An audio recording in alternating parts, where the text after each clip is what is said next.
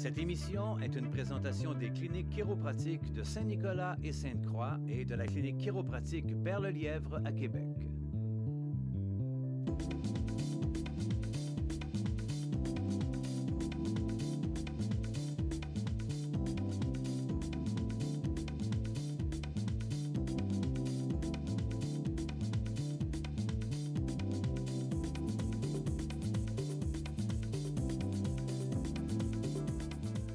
Bonjour et bienvenue à l'émission Prenez-vous en main, l'émission de nos trois sympathiques et énergiques chiros qui couvrent à eux trois la rive sud et la rive nord de Québec avec les cliniques chiropratiques Père-le-Lièvre, du docteur Michel Nollet et de la docteure Annick Hardy qui va se joindre à nous tout à l'heure, et la rive sud à Sainte-Croix-de-l'Aubinière, à Saint-Nicolas et à ce qu'on nous dit bientôt en Beauce, à Sainte-Marie, avec le docteur Michel Aumont.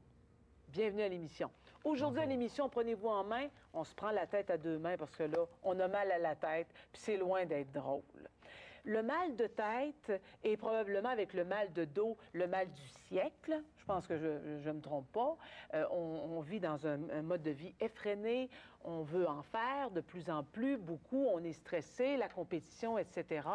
Et là, vous venez nous dire que peut-être qu'il y a moyen de traiter ça autrement que par des pilules.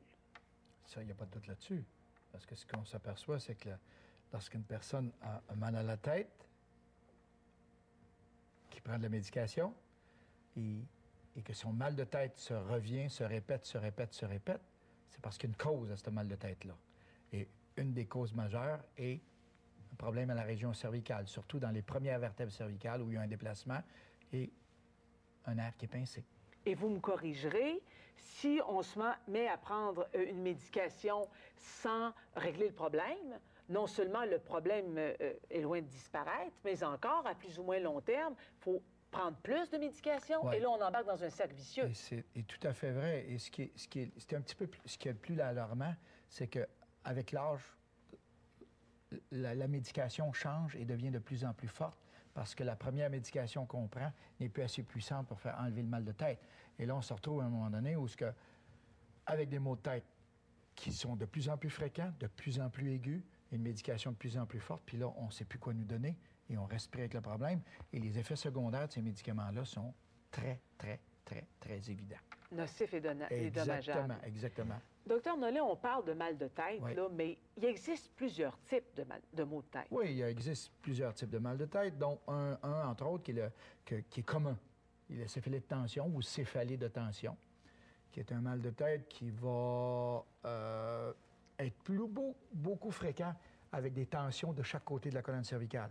Ça, c'est quand on est stressé, on est tendu, on vit des périodes... Effectivement. C'est des choses que lorsque vous avez un problème, lorsque vous avez des tensions, des stress, le problème n'étant pas corrigé, le corps accepte encore mal ces causes-là et le mal de tête se répète de plus en plus. Est-ce que c'est un fait qu'il y a une différence de maux de tête selon les sexes? Est-ce que ça se peut que le mal de tête soit quelque part un peu sexiste? Il y a une tendance à l'être, mais beaucoup plus chez la femme que chez l'homme. Comme lorsqu'on parle de céphalée. C'est pas un mythe, ça. Non, c'est vraiment pas un mythe. Au niveau clinique, au niveau études cliniques, c'est vraiment observé, c'est vraiment établi, c'est là, c'est à ce niveau-là. Si vous parlez de la céphalée de tension, pour y revenir, c'est nettement plus fréquent chez la femme que chez l'homme. C'est beaucoup plus fréquent chez les jeunes femmes dans la vingtaine, très rare chez les femmes dans la cinquantaine. En plus d'avoir des tensions à la nuque, on se sent la tête comme dans un étau. Contrairement aux migraines ou autres mal de tête plus accentués, on n'est pas sensible à la lumière, on n'est pas sensible au son, ou très peu. Et on peut vaquer à nos occupations physiques sans que ça augmente le mal de tête. OK.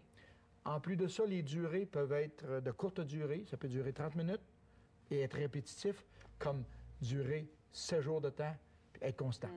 C'est les caractéristiques des céphalées de tension. C'est sûr que les causes qui sont associées avec ça, le stress, manque de sommeil, manque de repos, les tensions abnormales viennent accentuer au niveau des symptômes. Mais la première chose qu'il faut remarquer, c'est que si vous ne corrigez pas cette subluxation vertébrale-là ou ce pincement de nerf-là, c'est évident que les causes, ils vont se répéter parce que c'est directement relié avec les déplacements vertébraux.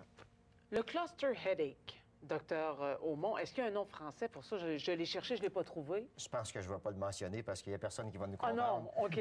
Mais pour Qu'est-ce qui le revenir- caractérise, celui-là? Ah, écoutez, c'est des maux de tête assez spéciaux dans le sens que c'est vraiment localisé autour de l'œil. C'est très profond, c'est douloureux, puis c'est soudain. Hein? C'est vraiment, comme que je dis à mes patients, c'est vraiment un maux de tête sauvage, là, où on peut avoir de 1 à 8 épisodes par jour, Oh! puis qui peut durer de 5 minutes jusqu'à 2 heures. Donc, veut pas, les heureux élus, on dit que c'est sexiste un petit peu, oui, c'est les hommes qui récoltent du forfait cluster headache. si Alors, vous on voulez. avait la grippe d'homme, mais on a aussi le mal de tête d'homme. Oui, exact. C'est vraiment plus fréquent chez les hommes de façon très prédominante. Puis, quelque chose qui va l'aggraver, c'est souvent les températures froides et très chaudes, le stress et les choses que Dr Nollet a aussi mentionnées, telles que la subluxation vertébrale. Vous parliez de mots difficiles à dire. Qu'est-ce qu'une céphalée cervicogénique? Bon, en français ou en bon québécois, c'est une douleur à la tête qui origine du cou. Hein? Donc, souvent, vous allez avoir une amplitude de mouvement qui va être diminuée et vous allez avoir une douleur qui va être concentrée d'un côté de la tête. On peut l'avoir dans l'œil, au niveau du front, ici dans la tempe, dans l'occiput, ici à la base du crâne, et souvent des douleurs dans le cou, l'épaule, et puis c'est des zones qui sont vraiment reliées à une subluxation des hautes cervicales. Et la chiropratie peut aider au niveau de tous ces types de maux de tête-là. Étant le plus efficace, très, très efficace au niveau chiropratique, au niveau des ajustements chiropratiques. Il y a beaucoup de littérature chiropratique qui l'ont prouvé d'ailleurs. Est-ce que de plus en plus de gens vous consultent pour des maux de tête? Ah oui. Définitivement. Définitivement, parce qu'oubliez pas que les gens, après tant d'années, prennent de cette médication-là, puis voir que la médication augmente, ils viennent un petit peu rejoindre notre penseur dans notre triangle de santé. Là, c'est pas normal. C'est pas normal que mes maux de tête augmentent, que j'augmente le nombre de médications et la force des médications. Alors là, ils se posent de plus en plus de questions pour revenir à la normale. Et il faut qu'ils se posent des questions. Vous avez entièrement raison. On connaît les migraines aussi. On s'arrête quelques instants et on est de retour avec le docteur Annick Hardy qui va venir nous en dire davantage sur ces fameuses migraines. Oh non, pas un matin. Je suis pas capable d'aller travailler comme ça. J'ai ben trop mal à la tête. Ça n'a pas de bon sens.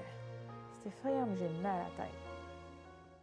La chiropratique est peut-être la solution à vos problèmes. À la clinique chiropratique Perle-Lièvre, nous proposons un ensemble de techniques dont l'objectif vise à améliorer la santé de toute la famille. Contactez-nous au 681-8686.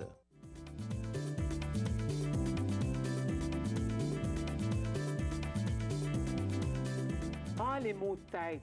Les hommes nous ont souvent ri un peu de nous à cause de ça. Les maux de tête, on peut faire des blagues avec ça. Sauf que quand on est frappé par un vrai mal de tête, on est loin de trouver ça drôle. Hein? Effectivement. Docteur Hardy, est-ce que je me trompe si je pense que la migraine est le pire des maux de tête? Est-ce que je me trompe? Non, effectivement, c'est un des maux de tête assez sévères.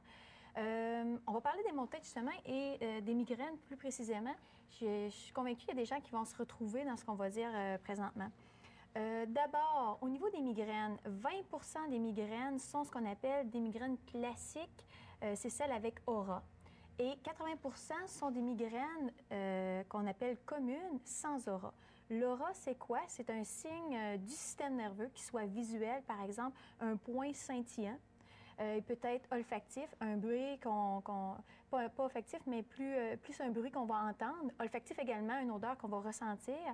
Et moteur, un engourdissement, par exemple, au niveau du visage. Un aura va survenir 1 heure avant que la migraine va débuter. Donc, c'est un peu un signe avant-coureur. Donc, on a